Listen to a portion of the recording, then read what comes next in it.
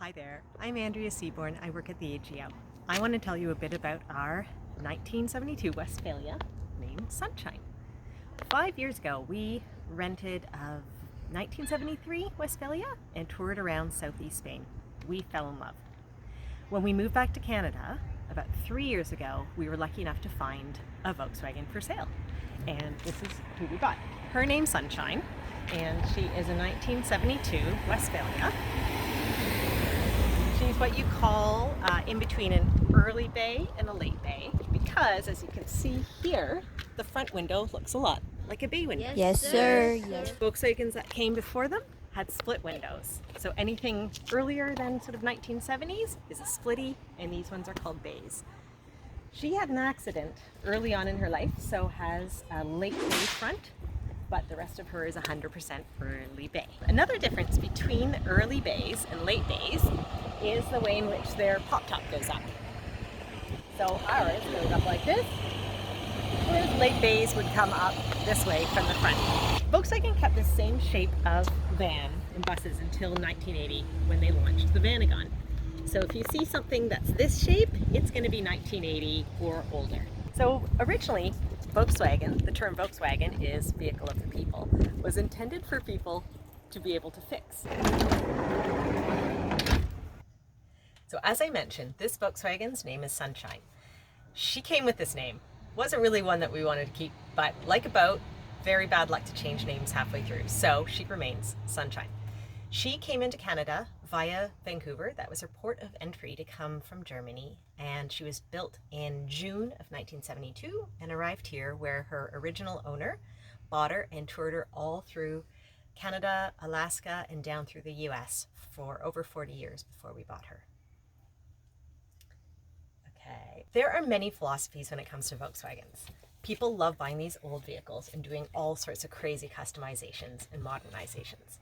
We decided to keep it somewhat stock. So what you see here with the curtains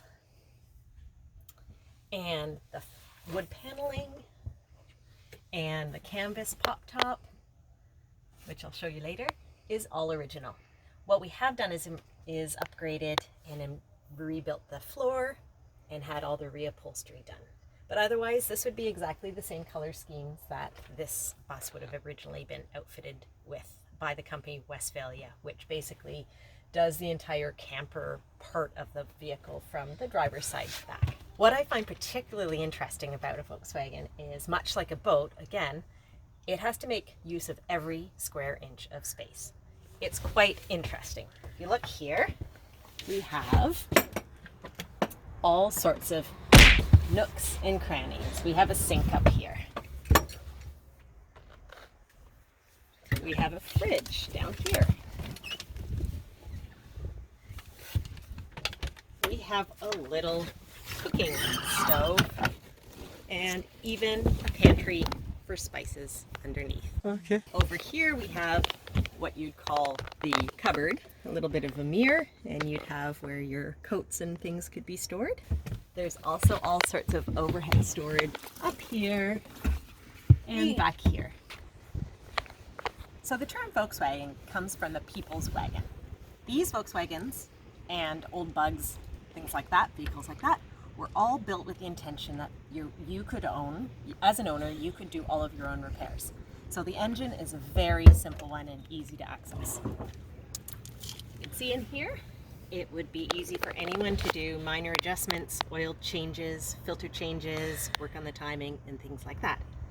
What's also really interesting about this, for those people that are into this kind of stuff, is that it's an air-cooled engine. So it pulls air as you're driving into the engine and circulates it around with fans to keep it cool. It has 4 cylinders and about 45 horsepower, so it can go up to about 60 miles an hour, but definitely not on hills.